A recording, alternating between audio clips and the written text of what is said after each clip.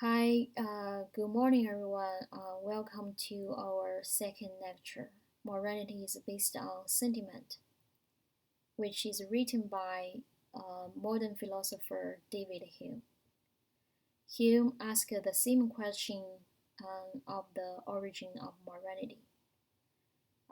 From the first lecture, Westermarck traces the historical origins and mechanism of morality. He rejects the objectivity of a moral truth by giving a critical thinking to conventional practices and social customs. And his point is that moral concepts are not based on intellectual consideration, but based upon emotions, which have nothing to do with the category of truth. For Westermarck, the objectivity of the moral judgment is a monster, an imaginary illusion. David Hume stands on the same position as Westermarck. He also claims that morality has nothing to do with reasoning. Morality is based on our feelings, emotions, and sentiment. It is only that Hume was a century earlier than Westermarck.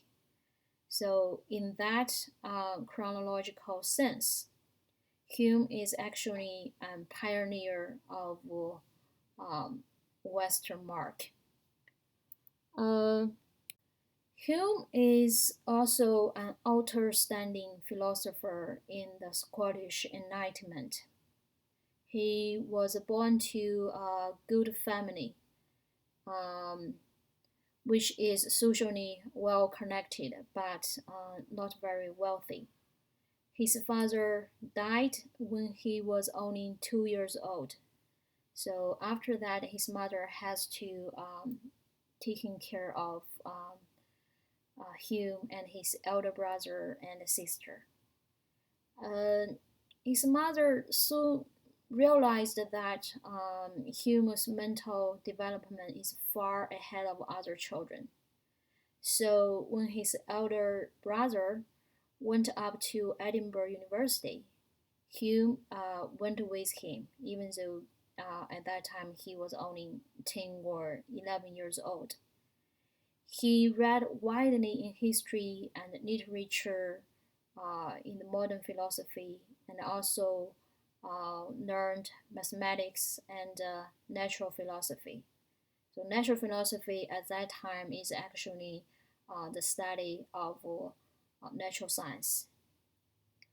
So, the education he received both at home and at the university aimed at training Hume into a person regulated by stern Scottish Calvinist, which emphasizes predestination, the sovereignty of God, and also the supreme authority of the scriptures, um, the Bible.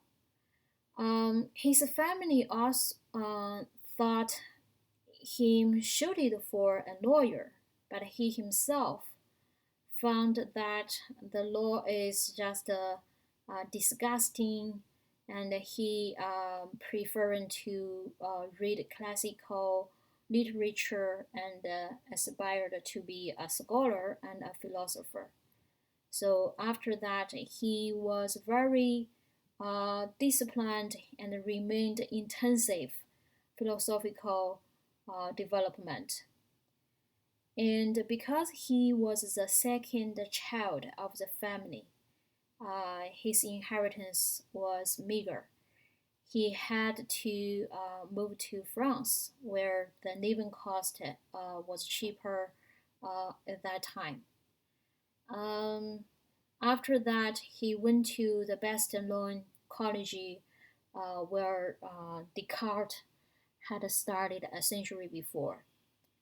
Eventually, he rejected the religion's belief and When he was only 23 years old, he began to write the first book, a treatise of human nature. So on the right side of this slide, you can see his main contribution to the history of philosophy.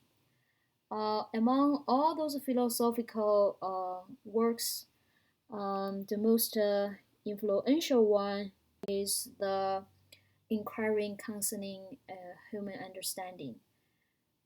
This book made a strong argument for what we call empirical philosophy.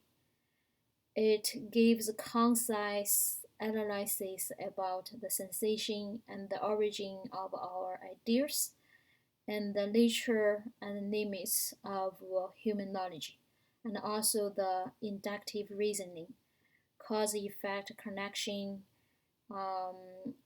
Those questions are obviously epistemological questions for for the philosophy.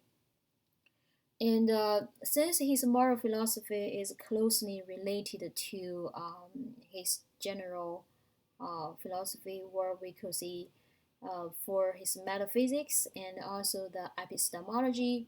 So in the next part, I will give a brief introduction to um, the general uh, metaphysics and epistemology of his philosophy.